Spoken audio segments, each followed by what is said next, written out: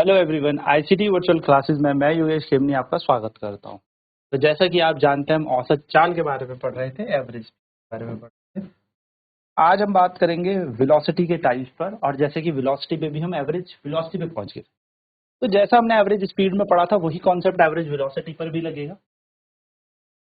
यानी कि तीसरा टाइप हमारे पास वेलोसिटी का है, एवरेज वेलोसिटी। आप जानते हैं एवरेज स्पीड या एवरेज जो वेलोसिटी होती है, वो दोनों के दोनों सेम होगी अगर बॉडी सेम डायरेक्शन में चल रही है, बिना किसी यू टर्न लिए, बिना किसी, आप कह सकते हो, डायरेक्शन चेंज किए। हम कहेंगे एवरेज वेलोसिटी यानी कि जो औसत चाल वेग होता है, ये होता है टोटल डिस्प्लेसमेंट। हम एवी से इसको डिनोट कर रहे हैं, टोटल डिस्प्लेसमेंट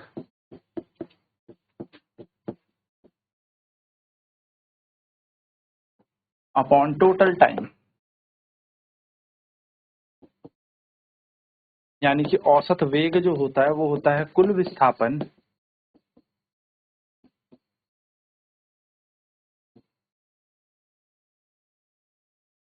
बटा कुल समय। कुल विस्थापन बटा कुल समय, ठीक है, ये हमारा बन गया। तो अगर हम यहाँ पर बात करें कि कुल विस्थापन बटा कुल समय के हिसाब से बनेगा, ठीक है। तो अगर हम यहाँ पर देखें, ये क्वेश्चन है, बॉडी, एक बॉडी ए से बी जाती है, बी से सी जाती है और सी से डी जाती है, और यहाँ से यहाँ जाने में इसको 2 किलोमीटर है, यहाँ से यहाँ जाने में 3 किलोमीटर है, और यहाँ से यहाँ जाने में 4 किलोमीटर है। यहाँ से यहाँ जाने में वस्तु को 1 घंटा लगता है, यहाँ से यहाँ जाने में वस्तु को फिर से 1 घंटा लगता है, और यहाँ से यहाँ जाने में वस्तु को 2 घंटे लगता है। तो हमसे पूछा है एवरेज वेलोसिटी बताएं। तो एवरेज वेलोसिटी कितनी होगी? 2 + 3 + 4, यानी कि कुल दूरी या कुल विस्थापन बटा कुल समय। तो एवरेज वेलोसिटी यहाँ पर आ जाएगी 3 2 5 4 9 बटा 2 और 1 3 3 2 5, यानी कि अप्रॉक्सीमेट 9/5, जिसको हम कह सकते हैं 1 होल 1.8 किलोमीटर पर आवर। ये हमारी क्या गई? एवरेज वेलोसिटी आ गई। एवरेज वेलोसिटी यानी कि यहाँ पर हमारा औसत वेग हमारा यहाँ पर आ गया।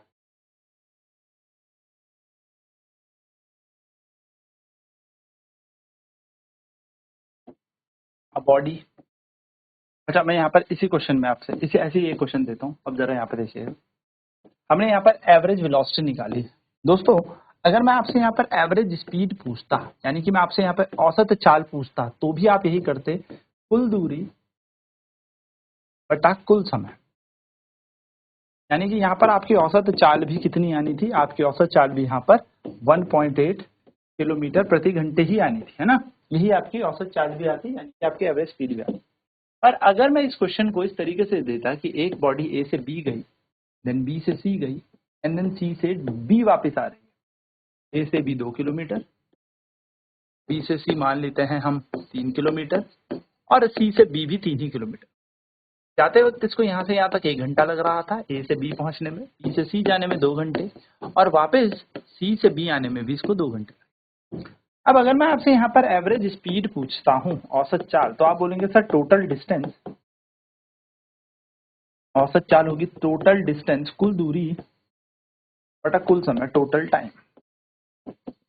यानी कि जो एवरेज स्पीड है वो बनती है total distance upon total time, यानी कि 2 + 3 + 3 + 1 + 2 + 2। तो ये होता है 3 और 3 6 और 2 8 अपॉन में 2 2 4 और 1 5, तो 8/5 किलोमीटर पर आवर। यानी कि ये नियरली आ जाता है 1.6 किलोमीटर पर आवर। पर अगर मैं आपको यहाँ पर कहूँ औसत चाल निकालें, एवरेज वेलोसिटी, तो वो होता है टोटल डिस्प्लेसमेंट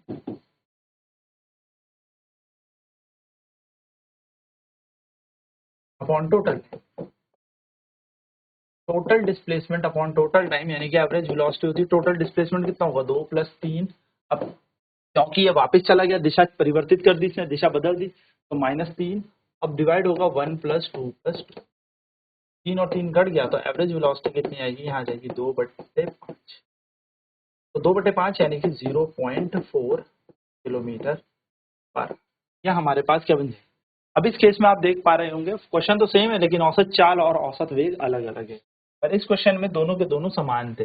तो ऐसा क्या हुआ, क्योंकि यहाँ पर बॉडी ने कोई यू टर्न नहीं लिया, यानी कि डायरेक्शन चेंज नहीं की, और यहाँ पर बॉडी ने अपनी डायरेक्शन चेंज की है, तो हम यहाँ पे कह सकते हैं एवरेज स्पीड और एवरेज वेलोसिटी बराबर होते हैं when body does not change its direction. जब बॉडी अपनी डायरेक्शन ना बदले, यानी कि जब वस्तु अपनी दिशा ना बदले, लेकिन औसत चार्ज हमेशा बड़ी होगी है औसत वेग से when body changes its direction, यानी कि जब वस्तु अपनी दिशा परिवर्तन करती है। तो यहाँ से हमने एक चीज कंक्लूड कर दी कि एवरेज स्पीड या तो बड़ी होगी या बराबर होगी एवरेज वेलोसिटी से, और यहाँ से रेशियो बन जाता है average speed upon average velocity का, और वो रेशियो हमेशा बनता है 1 से बड़ा या 1 के समान ग्रेटर देन इक्वल टू 1, यानी कि औसत चाल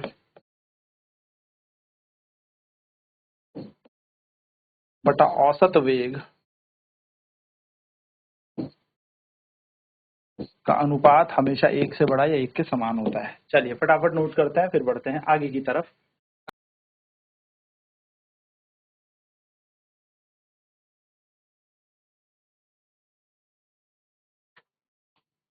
तो एवरेज स्पीड एवरेज वेलोसिटी के बराबर कब होगी, औसत चाल औसत वेग के बराबर होगी जब कोई वस्तु सीधी दिशा में चल रही है बिना दिशा परिवर्तित करे, और औसत चाल हमेशा ज्यादा होगी औसत वेग से, यानी कि average speed is greater than average velocity जब बॉडी क्या करती है, चेंज करती है direction.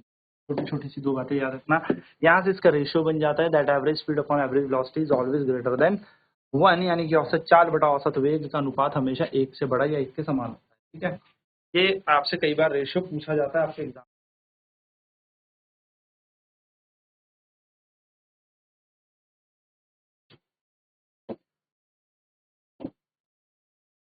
Question,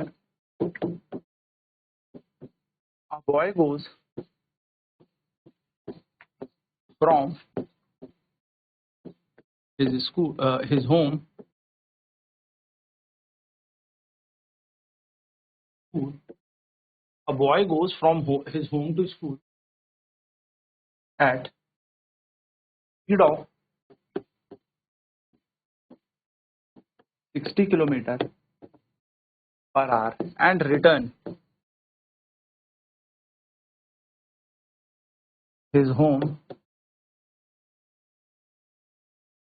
at speed of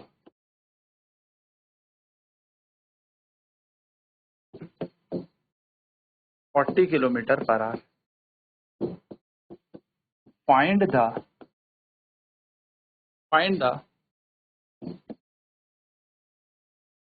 average speed or average velocity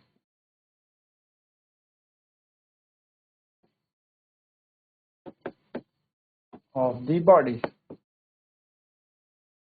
of the boy.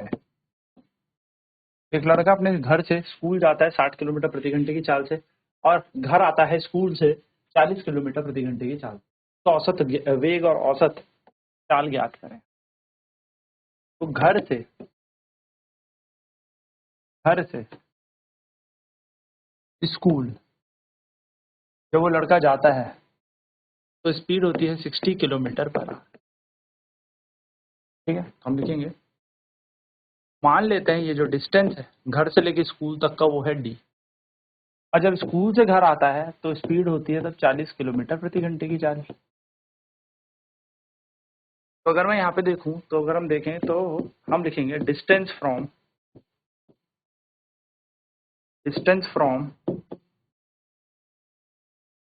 Home to school be D.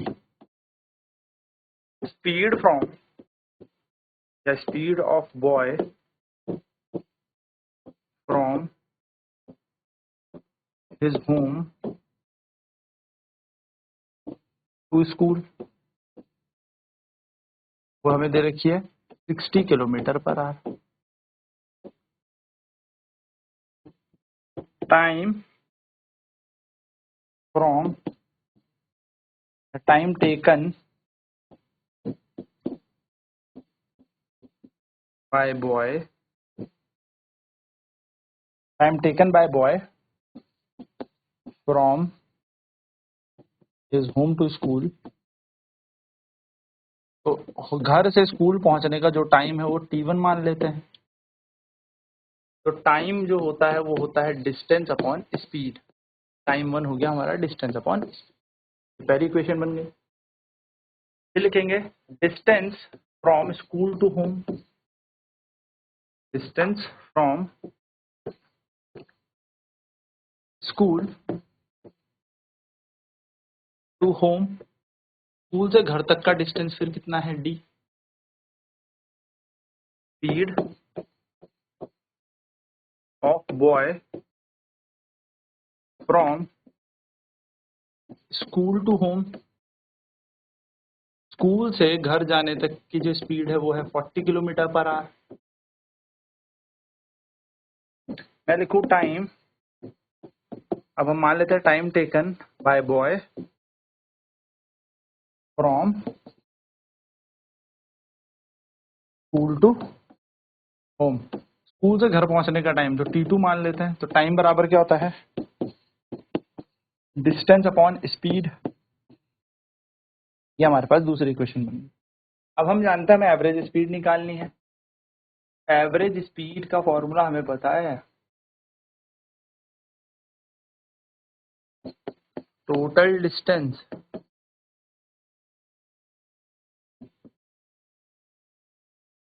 Upon total time. अब अगर हम एवरेज स्पीड देखें तो टोटल डिस्टेंस कितना है स्कूल से घर, घर से स्कूल, यानी कि d प्लस डी और टाइम 1 प्लस टाइम 2। ये बन जाएगा d प्लस डी 2d और नीचे आ जाएगा d upon 60 plus d upon 40। तो एवरेज स्पीड बराबर होता है 2d। नीचे से d कॉमन आएगा तो यहाँ आएगा 1 अपॉन 60 प्लस 1 अपॉन 40। d से d कैंसिल तो यहाँ लिखेंगे हम average speed is equal to 2 upon 1 by 60 plus 1 by 40। 60 और 40 का एलसीएम लेते हैं। 60 और 40 का एलसीएम 120 आ जाएगा। 62 जा 43 जा तो जाएगा 2 इंटू 120 अपॉन में 3 प्लस 2 5। तो एवरेज जो स्पीड बन जाएगी वो बन जाएगी 2 इंटू 120 यानी कि 12 इंटू 10 बाय 5। 5 1 जा 5, 5 2 जा 10। तो एवरेज स्पीड बराबर कितना होगा 12 2 जा 24, 24 2 जा 48। तो 48 किलोमीटर पर आवर इसकी एवरेज स्पीड आ गई, औसत चाल आ गई। एवरेज स्पीड हमें मिल गई, इस वस्तु की औसत चाल तो हमें मिल गई। अब बात अगर हम करें तो हम लिखेंगे the average speed, the average speed of the body of the boy is 48 kilometre per our. Average speed होती है बॉय की वो 48 किलोमीटर पर आवर होती है, यानी कि वस्तु लड़के की जो औसत चाल है वो इतना है। नाउ सेकंड चीज निकालता हूं average velocity.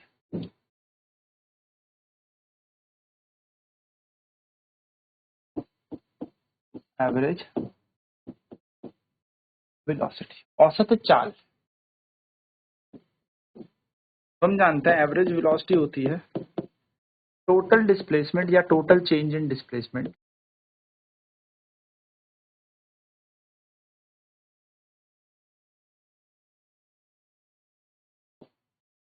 Total displacement upon total time.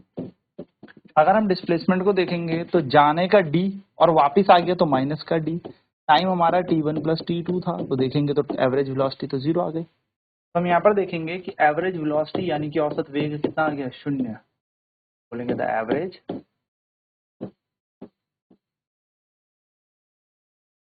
Velocity of the boy is 0। लड़के की औसत वेग 0 है। ठीक है, तो इस तरीके से आपको एवरेज स्पीड और एवरेज वेलोसिटी के क्वेश्चन करने हैं। अब नेक्स्ट क्लास में बात करेंगे हम इंस्टेंटेनियस वेलोसिटी की, तात्क्षणिक वेग की। तो आज की क्लास में इतना ही। ICT वर्चुअल क्लासेस में जुड़ने के लिए धन्यवाद। आपका दिन शुभ।